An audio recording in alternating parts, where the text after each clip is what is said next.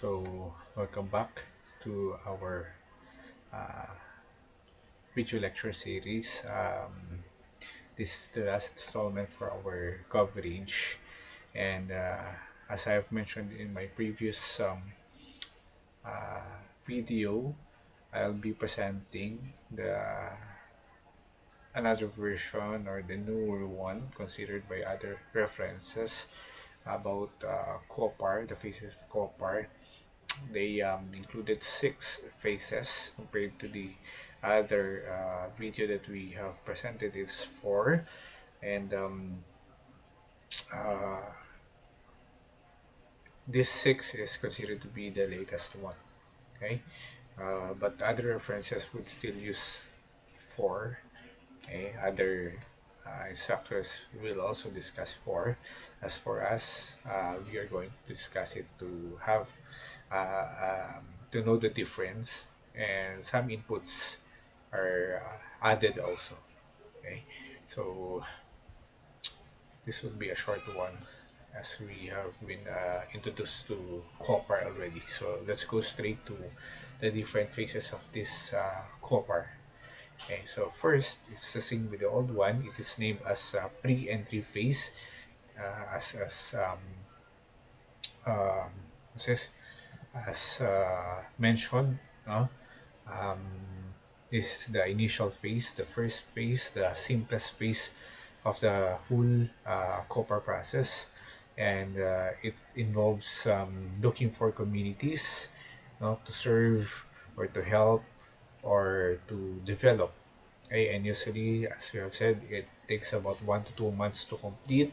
And two main activities here are selection of project site or the community to develop, and identification of the host family to stay, and the staff house.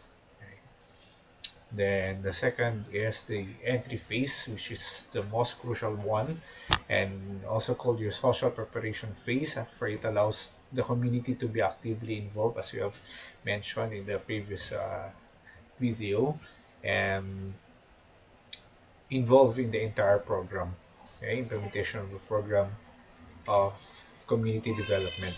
And the success of the entry phase will depend on how much the project implementers have integrated, as we have explained earlier, with the community people. So trust is very important. Cooperation is gained through the trust of the people. And second, their understanding of the place in events, meaning that the implementers must be well aware, well familiarized of what is what is happening, what is going to happen, and familiarized with their own uh, goals and objectives. Okay, then third, their willingness and readiness to commit oneself towards the program, especially the people who really wants to change. Okay, both for the institution and the community people. So activities here include number one, integration. This was well and repeatedly discussed. Okay, integration is the process of establishing rapport with the people in continuing effort to imbibe the community life by living with them, undergoing same experience, sharing their hopes, aspirations, hardships, and towards building mutual trust and cooperation. And another activity is to conduct deepening social investigation, okay, or the study or systematic process of collecting, collating, and analyzing data. This was also discussed earlier. An investigation was already made at the beginning phase. During the pre-entry phase, there while they were selecting, okay, communities, and when the communities are already shortlisted, and also even during the final uh, choosing of a community. So in the second phase, this is considered to be an in-depth investigation. As presented there, is an in-depth investigation to better view how the community and its people perform in general. Okay, so that's the difference between the study done during the pre-entry phase and during the entry phase. Okay? So number three, dissemination information and sensitize community residents on the program and primary health care. So you are going to conduct information campaign, and it can be done through small groups, especially the initial potential leaders that you have and informants and barangay officials that you have met during the pre-entry phase, or you can have a community approach by conducting house-to-house visit and social gatherings, and side by side with the organization campaigns and delivery already of the basic health services. It is done simultaneously, right? So these are very important. These are the important activities during the entry phase already. And fourth, formulate criteria for selection of core group members. Okay, this is again done during the entry phase. And so people will set the criteria, okay, the qualifications of who will be a member of the core group.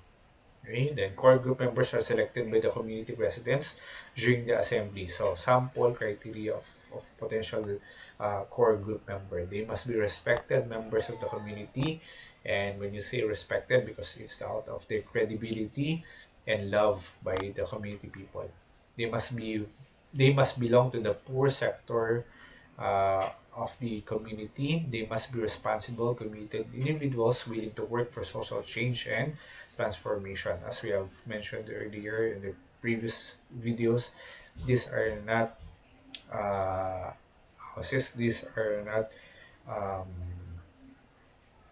barangay officials. Okay, these should not be community officials. This must come from the community people. Okay, and they must be willing to serve others without waiting anything for in return, because they have no compensation here. They have no honorarium, they have no income here. It's out of volunteerism and service. Okay? Uh, then they must be willing to learn, right? Because they will be undergoing many uh, studies, seminars, informal and informal education. They must possess a good communication skill and be able to express himself to others in a group. Then fifth, define roles and function of the core group members. So once they are going to be considered to be a potential core group member or potential leaders, or once later on naging ano na sila, core group member, these are the roles and functions.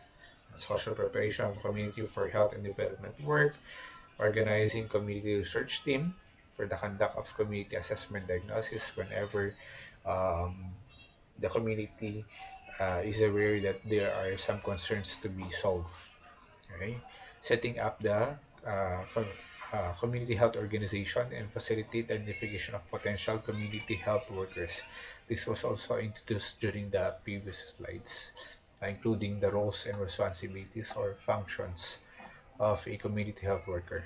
Scrutinize and mobilize the community to act on their own and participate in the delivery of essential health services. So, as we have said, a community organizer may only last maybe 4 to 5 years, then after which they are going to leave the community to stand on its own, and to starting from knowing what their problems are until solving their own problems and evaluating their own problems. And notes here are regarding a core group. This is not permanent, as we have mentioned earlier. Number of members has no limit as long as the member is willing to fulfill the function. Some can be elected to become community health workers, and selection of members should be well represented from all sectors of the community. Uh, then other activities related to entry phase, deliver essential basic health services, especially of the organizers.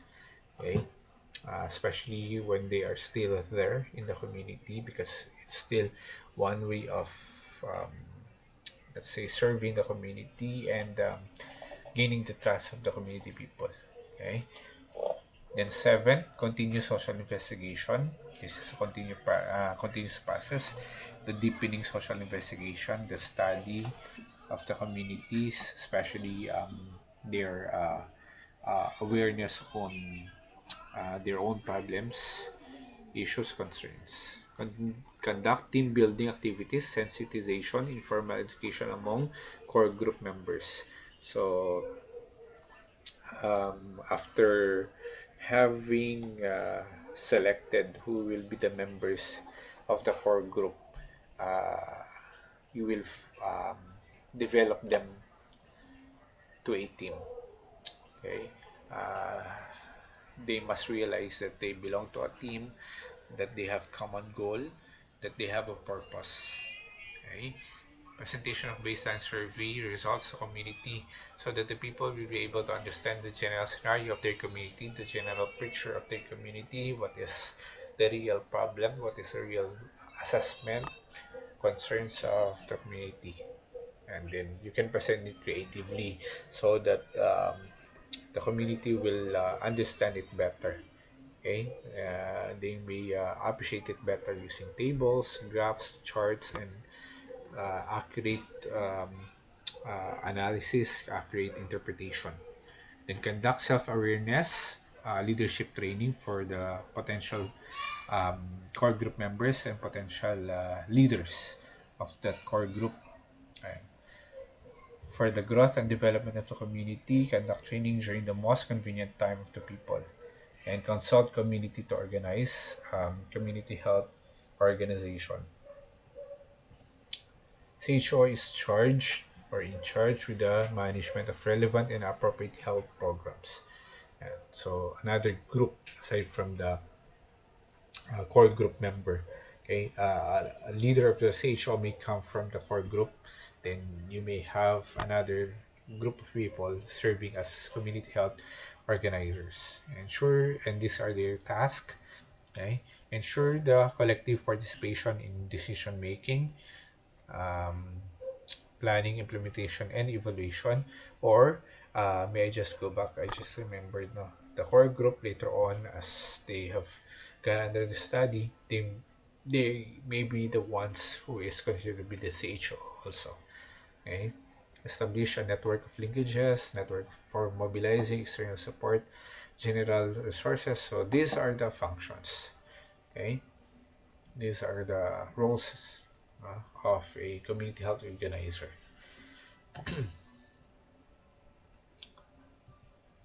Then third, okay, as you notice, these are the new phases. Okay, the new phases included. Okay, so number three is not yet organizing, but community study or the diagnosis phase. This is the research phase. Okay, remember the meaning of COPAR is community organizing, participatory action, research. And the research part is usually done in this phase. Okay, that's why it's called the research phase. So activities here is selection of research team, train community research team. Okay, so this is a small group that is composed by residents selected by the community themselves, and they are going to study. They are going to look into the causes of problems as stated there.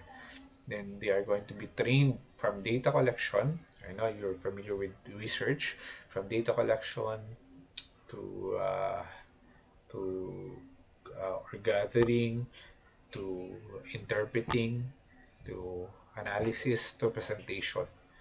Okay, and what else? Validation, very important, validation of data.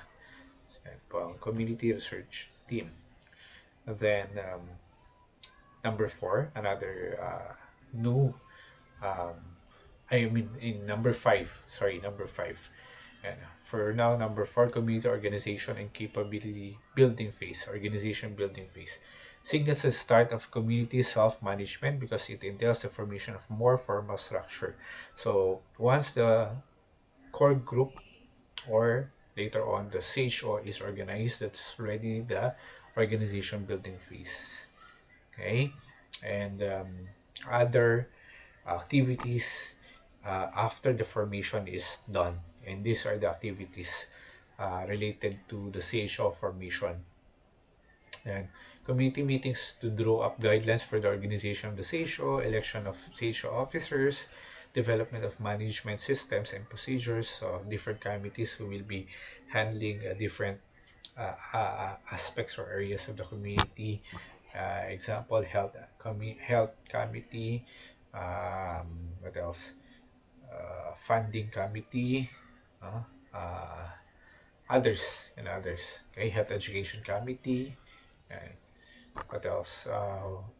Team building and working out legal requirements for the establishment of CHO, because this needs to be registered. Securities and Exchange Commission, they need to be recognized by that government agency, and also the LGU. Okay? Also, the LGU can recognize this CHO group. Then, what else? Um, Training of CHO officers and community leaders. So this training will serve as preparation for them once the community organizers, for example, as institution, faculty, students have is to leave the community already. And as I mentioned in my previous video, the community organizers does not yeah, do not stay there forever. Okay? Usually, ideally, it's 4 to 5 years lang dapat. After that, nasa ano ka na dapat, last phase, at well, independent na, self-reliant na dapat yung community, you can live with them. The number 5 community action phase is the additional one. Organization and training of CHWs or community health workers, setting up of linkages, network referral system, initial identification and implementation of resource mobilization schemes. As you have noticed, the two additional phases that we have identified here is number 3, community study diagnosis phase, and community action phase. They only stem out from the organization phase. Okay, and was this some of it from the entry phase also. Okay, then last one is sustenance and strengthening phase. Is already the standalone, no, of the community. The community development implementors can already leave the community. Okay, so trained leaders and workers take over. Okay, all committees, all management systems of the community. So activities here are formulation of and ratification of constitution and bylaws, identification and development of secondary leaders who will eventually uh, change, uh, who are presently considered CHO of the community. Okay. As we have mentioned, CHO is the core group. The CHO is not permanent. Okay, they can be changed for whatever reason. And setting up an institutionalization of financing scheme. Okay, so they need to be trained also. We're not only training them on health problems, but social and economic aspects as well. Okay, halimbawa dito is IGP activities. Okay, um, they need to develop committees for continuing education and other aspects. Okay, and usually this is the in the institution, okay, in the school. Usually this is the staff for HRDP Copar. Okay, we have the school head as or the president as a project director, the dean of the college, halimbawa sa atin sa nursing, and the project manager, committee organizer, research or committee organizer, focal person. Right, then coordinator from the students, and health services coordinator, training coordinator, financial, bookkeeper, secretary, and the rest of whoever is valuable in HRDP Copar stuff. Okay, so this is the presentation for 6 phase Copar process. So study both um, presentations, the 4 phase copper and this 6 phase copper. Okay, so thank you, stay safe, God bless.